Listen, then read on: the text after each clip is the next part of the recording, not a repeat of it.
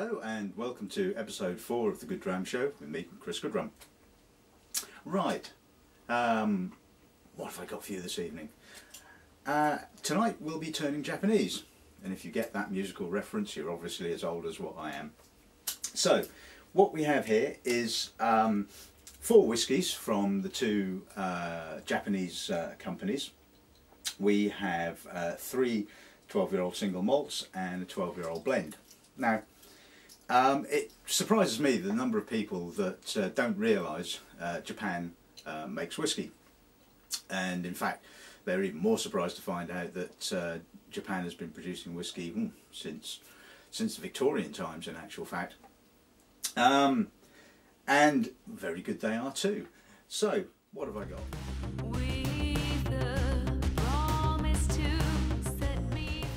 Well, the blend is called Hibiki. It is produced by Suntory. It's a blend of malt and grain whisky taken from their 2 distilleries, one of which is Hakusu, and the other one is obviously called Yamazaki. The malts we have here, we've got obviously the 12-year-old Hakusu. The distillery itself was built in 1973, and it's quite interesting because in 1981 they decided to build a second distillery on the site, which they called Hakusu West, which gave them, you know, a lot of stills and a lot of different styles of stills in which to distill their whisky, and to give quite a broad range of different styles of malt. In 2006 the original distillery was mothballed, and so now production is only basically centred on the newer of the 2 distilleries on the site. With the Nikkas, we've got two of the 12-year-olds. We have their 2 distillery bottlings. We have Yoichi, which is also known as the Hokkaido distillery, as it's on the island of Hokkaido, just off the coast of Japan. So we're expecting to find, you know, a nice degree of coastal character in this particular malt. The other malt is the Miyagikyo, otherwise known as the Sendai distillery. That was built in relatively recent, in 1969 in actual fact. The Yoichi is the oldest distillery of the ones that we're tasting, and that was constructed in 1934.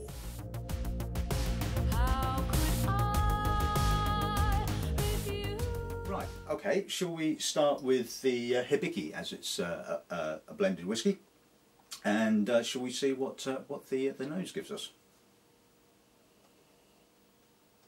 Lovely, rich, but crisp, honeyed, malty character to it. The grain certainly is slightly perfumed, gives a little bit of a lift. Again, there's a little bit of sweetness from the grain. As you can see from the colour, obviously it's been aged in ex-American oak casks. But the other interesting thing, and something you do notice on the nose, is the Hibiki is actually finished in casks that once held plum liqueur, and it does have a slightly sort of stewed, plummy kind of note, just a little bit. I mean, I'm guessing that they don't finish it for too long in those particular casks, otherwise it would certainly overwhelm the malt and the grain. It's quite elegant, quite delicate, and as we'll certainly see from when we taste the Hakusu, it is quite a light style. In actual fact, it's really quite elegant, and it's got a lovely perfume to it. Okay, shall we see what we get on the palate then?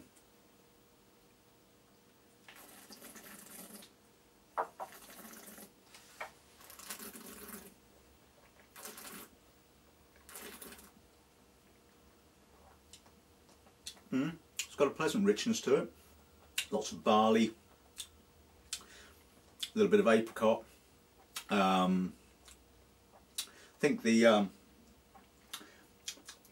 grain has got a little bit of a sort of herbally kind of character. so it's giving it a nice freshness. It's got a lovely balance to it. Neither one component or the other is overwhelming, and it's all just a really lovely, harmonious mouthful in actual fact. So, very refreshing. It's a lovely, easy-going blend, which, as you can see from the level in the bottle, I've been quite enjoying, shall we say. Yeah, I like that. That's very, very nice.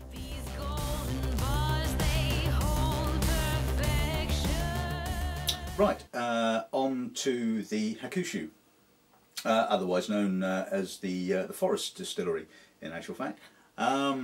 So let's see if the elegance that was found in Hibiki is in the Hakusu. Now that's slightly oilier, a little bit more reticent, a bit shy. Got some lovely dense apricot and a little bit of orange. Again, it's got a lovely freshness to it, and it's certainly a sort of possibly ferny, kind of brackeny, leafy nuance to it. It's obviously living up to its name, I would say. Yeah, it's got some lovely depth to it. Really, again, yeah, really elegant, and that's again quite light.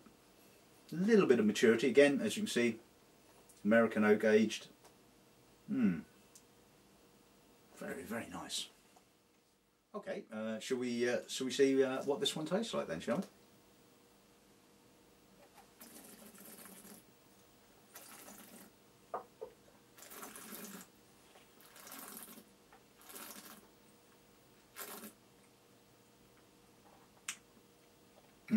Very, very smooth. Bit oily again, as the nose was.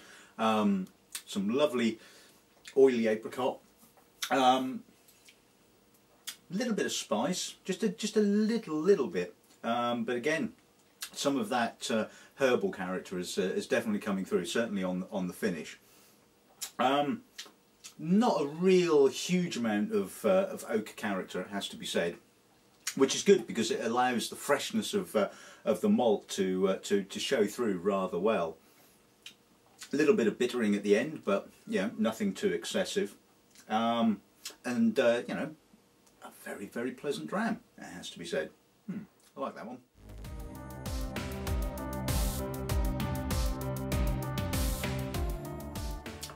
Okay, let's tackle the Miyagikyo then, shall we? As you can see, a bit more richer in colour, and a little bit more denser, I would expect. So let's see what this nose gives us. Now, yep, a little bit of sherry now, not too much. Nice sweet sugar dusting on the malt.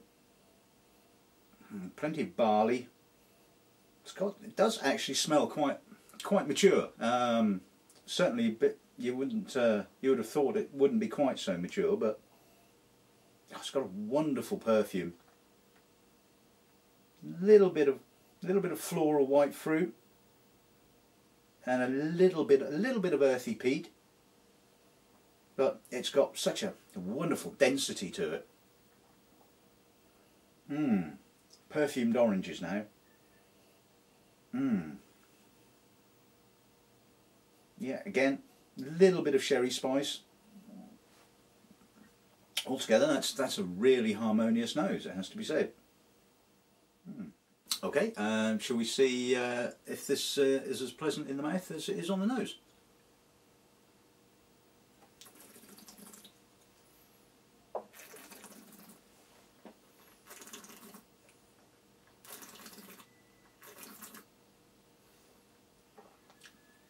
Oh, that's mouth-filling, that's lovely.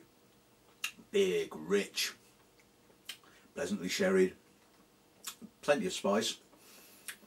Gentle spice, it has to be said. Maybe a little bit oriental in character, as you'd expect. Wow, but lovely, oily. Oh, it's long. It's really, really long. It's got some real density to it, real weight behind it. little bit of peat, but nothing specifically excessively so. But the richness, I'm now getting a little bit of chocolate and cocoa, a little bit of tannin from the sherry wood. A bit drying, but you know, again, that's a lovely malt. Really rich, really full. Wonderful stuff. Abundantly clear. Okay, and finally the Yoichi, or Yoichi, or however you wish to pronounce it. I'll probably get pulled up on my pronunciation. I would imagine somebody that lives in Japan will go, "You're saying that wrong." Okay, but let's that aside. Let's see what the nose gives us, shall we? Now there's more sherry on the nose on this one. Yeah, it's definitely more that leafy Oloroso kind of character. It's got some lovely orangey satsuma. Liquid fruit. Oh, this is lovely. It's got some coastal character, which is what we were expecting to find on the nose, but just again, lovely freshness. Not too OTT in the sherry department, which is good, but it gives it certainly some depth and broadness, should we say, to the aromas. A little bit of spice possibly, but more sort of crumbly, earthy, dried spice. Yeah, a bit of dunnage. Yeah, that's another lovely nose. Bit of manure now. Probably put that in the garden, I think. No, too good to waste on the garden. Right. Okay. Shall we see what the palate displays then?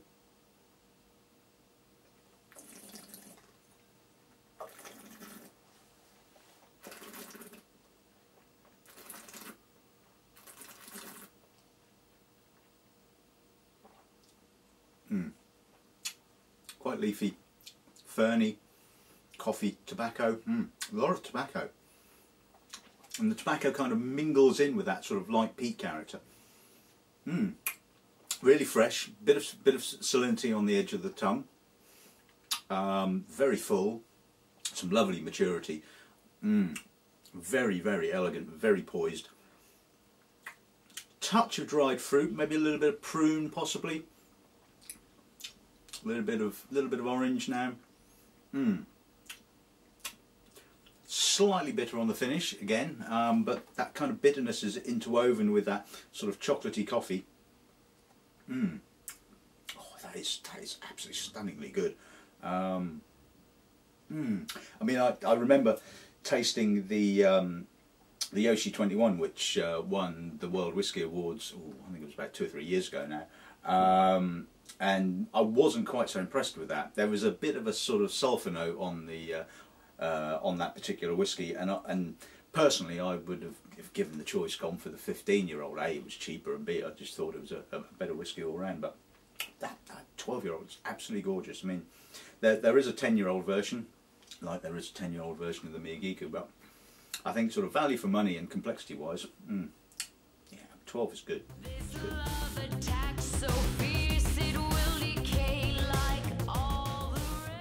Right, okay, so let's sum this up then, shall we? Japan makes whiskey, makes very good whiskey, very elegant whiskey, and it's not a surprise really when you think how committed the Japanese are to getting things just right. I've never tasted a bad Japanese whiskey, it has to be said. Well, alright, maybe the Yoichi 21, which was slightly sulphurous, but you know, by and large, the quality in coming out of Japan is absolutely superb. Hibiki is a lovely blend, it's lovely, it's harmonious. The problem with a lot of blends is that you tend to have a really interesting nose, but that the palate tends to be either dull, flat, ordinary, or just too much grain, you know. But that has just got such a lovely balance, and is really enjoyable. Hakusu, like I said, I think it lives up to its name of the Forest Distillery. Has a sort of a little bit of that sort of ferny kind of foresty kind of character to it. Again, a lovely aperitif malt, very crisp and very clean. Miyagikyo, bit richer, bit broader. Again, the sherry cask comes in and sort of gives it some sort of lovely richness and weight, and a little bit of peat as well. I think all round, you know, a really fine whiskey. And the Yoichi, bit more coastal character, and again a little bit of sort of the, probably a bit more than the Miyagikyo with regards to sherry, but again it's not out of balance. The sherry just does not obliterate the distillery character, and it just comes through in bucketsfuls, it has to be said.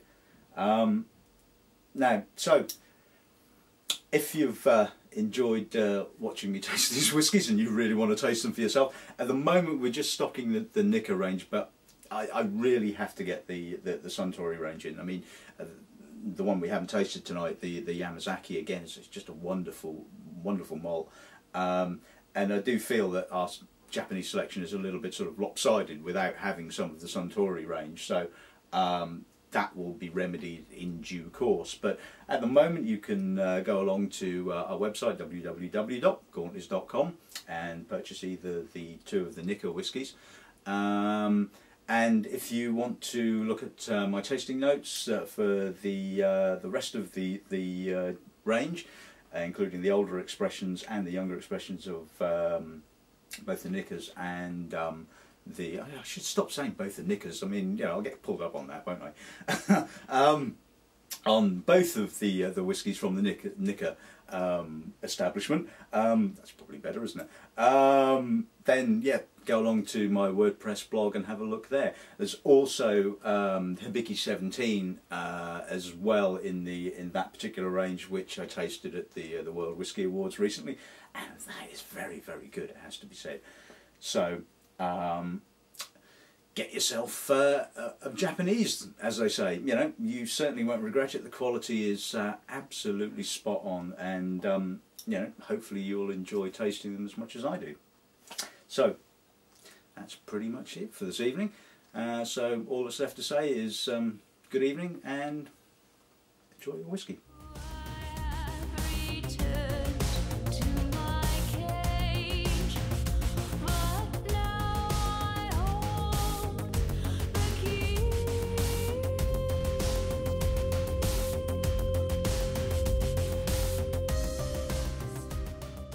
Do you want to check, see if it's still recording? If we think we might have gone beyond the 8 minutes. Okay, I'll do it myself. Still yeah, going. Still going. Good. Cool. So we're not going to suddenly run out and get chopped off. Keep having a look. As long as it's flashing red, it's recording. Yep, keep flashing. You'll be fine. Yep.